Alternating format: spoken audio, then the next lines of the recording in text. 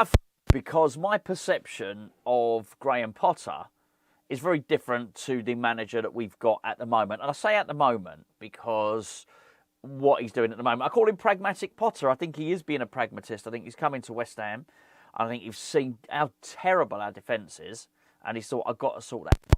I blame him for doing so. In fact, I sort of admire it as well, really. I don't know if you want to maybe curtail your footballing philosophies just to be a little bit sensible. Now, people would say that Potter's always been a pragmatist. Perhaps that's correct. My vision of Potter was always somebody that liked to play free-flowing football.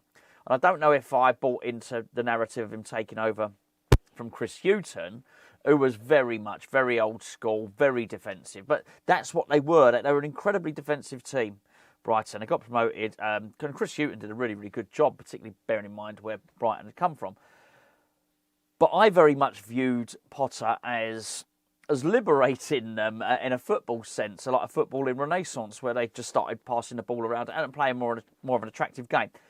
That my view of Potter may have been wrong, but that was certainly it. And when I've looked back at his team, I think the last game he had in charge before he got the Chelsea job might have been like 5-2 against Leicester or something like that for Brighton. It was a really attacking team. If you look at the starting lineup, for that game, it was good. It was very attacking. So with that in mind, I just found it quite interesting. I was trying to think what the team might be for tonight. And I was thinking, Paquetá, Bowen, Kudus and Ferguson, right? Those 4 players. And I thought, he won't play all of them. One of them's got to go.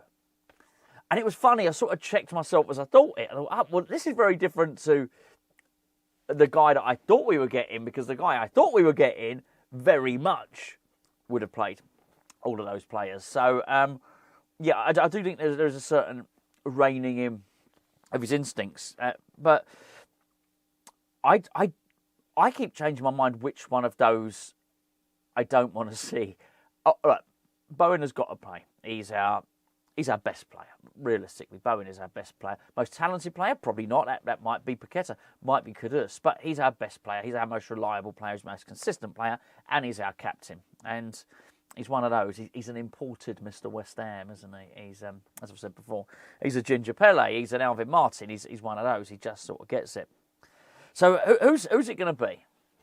And by the way, I'd love to be wrong. I'd love to, be doing a build-up show with you and find that they're all in the team and find out that we're going for it. I'd be absolutely delighted with that. But just in my own mind, I can't see it happening. I was thinking about Evan Ferguson, and there is a little bit of what's the point to him coming in, particularly when you see it's not just that Nicholas Füllkrug is back training. It's how involved he is in training. He's not back on the old grass, is he? No, not back on the grass. He is fully immersed in training. Really seems to be enjoying himself. He's doing all the games that they play, all the drills, running between the cones. I don't know what it's called, where the 2 geezers stand in the middle. You have to pass the ball around them and not let them get it. Whatever it's called. He looks to be playing a full part. He's twisting, he's turning, he's passing the ball, he's sprinting. All that stuff seems to be happening. Which makes you think, well, hold on a second. What's going on with Ferguson here? I've no doubt that Brighton will be pissed off with this, right?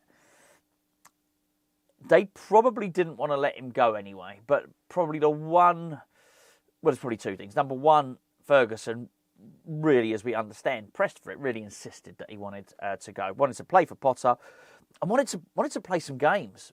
And he wasn't getting games under Hösler. And actually, their form has picked up a little bit recently, hasn't it? He had a little sticky patch, Hösler, and now they're doing really well again. In fact, I've got the league table. I'm going to look at the league table in a second. So Brighton are in 6th, obviously doing well. But probably they're thinking, well, hold on a second. He could have sat on a bench and not done nothing down here, down on the south coast. He didn't need to really go to London to do that. I think there's pressure to play Ferguson. I think there's pressure to play Paquetá for obvious reasons, which I don't need to go into for another time. And I also think you can't drop Kudus. So I do think the easy one to drop is Ferguson, and for that reason, I think that's what I think will happen. I do think we'll be an improved team going forward for the inclusion of Paquetá as well. But it's a little bit odd. I'm looking forward to it. I'd actually really like to see Ferguson. Look, it's not up to me. I'm not the manager. I don't have to worry about upsetting anyone. I probably would for this one. And I thought Kudus was our best player against Arsenal, by the way. If I was going to do anything, maybe drop him out for one game and play Ferguson in this game. Just to see what he's like. You don't want to get to the end of the loan and not know. Anyway, interesting set of results. So we got opportunity tonight. Really, really good opportunity. Before I tell you about opportunity, don't forget to download your Match Bingo card for tonight. Don't forget to download the app. The link is in the description below somewhere. If you haven't downloaded Match Bingo already, then you've passed up over 200 opportunities to win some money, which is the number of times just Hammers Chat subscribers have won. Yes, you guys signing up, clicking on that link and doing all that stuff, signing up to Match Bingo. That's how many winners we've had. Really amazing number of winners.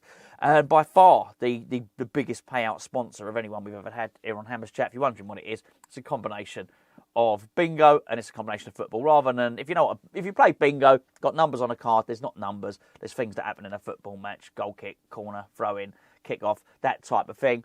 You basically got to match the events that happen in the game have got to happen on your card. Like bingo's just got to happen on your card before anyone else's. There's 15 things that got to happen. 3 lines of 5. First person to get the first line wins. First person to win the second line wins. Full house wins. And then there's a bonus pot. There's basically 4 prizes for every single game. It's only £2 per play, by the way. So if you click on the link below, they'll know you've come from Hammers Chat.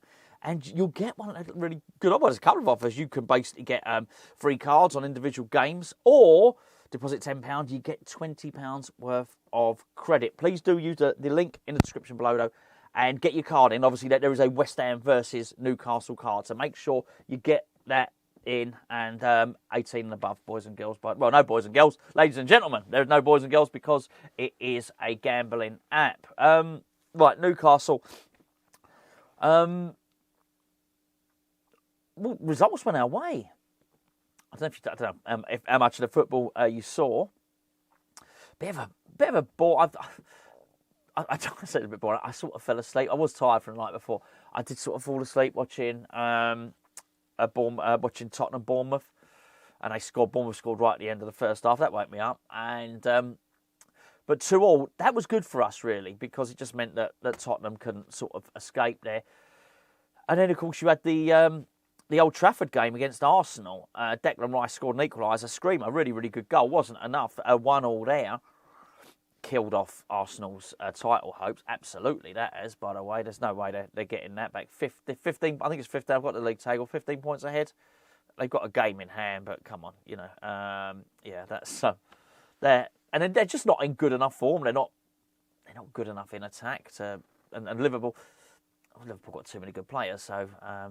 It's not just that. People talk about when Newcastle capitulated that time. Remember it under Kevin Keegan. Well, Kevin Keegan wasn't on a slot.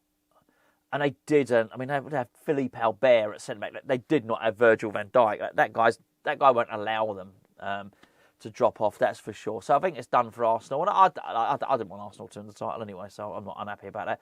What it's done, though, is because Man United went into the lead, the equaliser from Rice was good for us in that sense because it stopped Man United. So we've got 33 points. Everton have got 33. Man United got 34. Tottenham got 34. If we win, and it is a winnable game for all the reasons that I said in the preview, because Newcastle have just got their sights fixed on the Carabao Cup, and rightly so.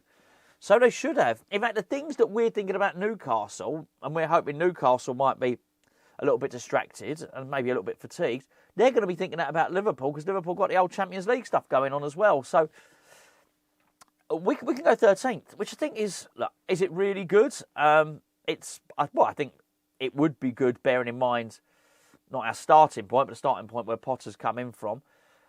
Such a shame. Really wasted giving Lopetegui that extra 6 weeks. Well, it was wasted appointing him in the first place. That's conversation for another day, I'm sure. There hasn't been enough recriminations about that and people looking actually what happened there and why somebody was appointed that nobody wanted and that everybody said would not be a good appointment. Anyway, But, wasted season. But if we claw it back and we can get...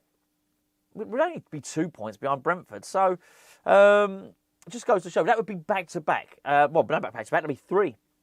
3 wins. 3 consecutive wins, which is, would be amazing. Obviously, we've got to do it. And Newcastle are really tough. They're going to be... I don't know if you watched Gio's preview, and the Newcastle fan's name escapes me, but he said in the opposition preview, don't for a moment expect that Isak won't play. Isak will play, and he is an amazing player, fantastic player. But I think we've got a chance, and I'm sticking with us to win. I think I said in the preview. I think I might have said 2-0, quite possibly. So I would say I'm going to stick with that, but I'm not entirely sure that's what I said. I definitely said a win, but I think that's going to be the case. Looking forward to it, and looking forward to seeing these players, looking forward to the team he picks, looking forward to more to Debo, looking forward to Ollie Scholes, if he picks him. When I say if he picks him, that's nothing to do with Ollie Scholes. I think he's in for the long haul, and I think Emerson is on his way out, but it would not surprise me if Potter goes, right, okay, that's 2 games in, now I'm going to take you out again, put Emerson back in, and then we'll easing him in sort of thing. But, by and large, I'm looking forward to seeing him, looking forward to seeing Todibo again. Really always looking forward to seeing Aaron Wan-Bissaka play football. I think we got a good chance, and we're going to be fresh, and we're going to be up for it. And he's got to start quick, though. That's one thing that he's not done yet. Potter, he spoke about it. He spoke about getting the home crowds on side and all the rest of it. He needs to have a sustained period, first 5-10 minutes in a game, and really sort of grab the bull by the horns, so to speak, or the magpie by the feathers, put it that way. Anyway, myself and Gio will catch up with you an hour and 5 minutes before kick-off. We'll talk through the teams, we'll have a little cheeky little bet and all that stuff, and I will catch you later on this evening. Have a good day.